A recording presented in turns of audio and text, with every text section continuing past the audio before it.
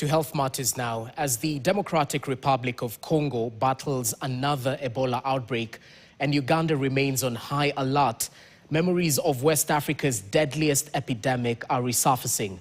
In 2015, Kenya deployed 170 volunteer health workers to Liberia and Sierra Leone to help contain a virus that had overwhelmed the country's fragile health systems and claimed thousands of lives.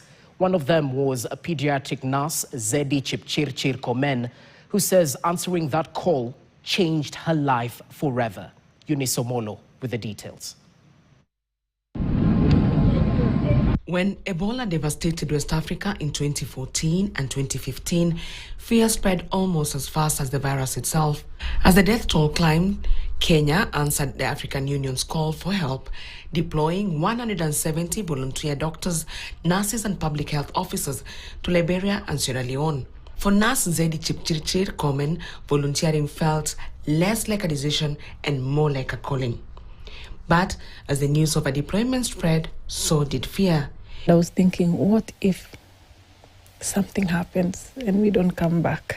We'll take care of my kids. We'll be there for my family. Inside Ebola treatment units, however, every shift was a battle against heat, exhaustion, and the constant risk of infection. The other similarity is about the pressure the frontliners are going through. So back in West Africa, it was really, once it was known, there was a lot of pressure because so many healthcare workers died, so many people died, and so there was panic. People were running away from work. Patients were left unattended. A decade later, as Ebola once again threatens communities in Central Africa, Komen sees familiar warning signs. I think in DRC, people were not prepared. The healthcare workers were not prepared. That's why we're seeing the number of healthcare workers who have succumbed and who are infected. And it was the same case which was there in 2014, 2015, where people did not know what it was and did not take care of themselves.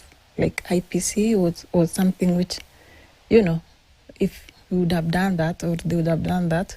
For those who answered Africa's call in 2015, the mission may have ended years ago, but the lessons and the memories continue to shape how the continent responds to Ebola today.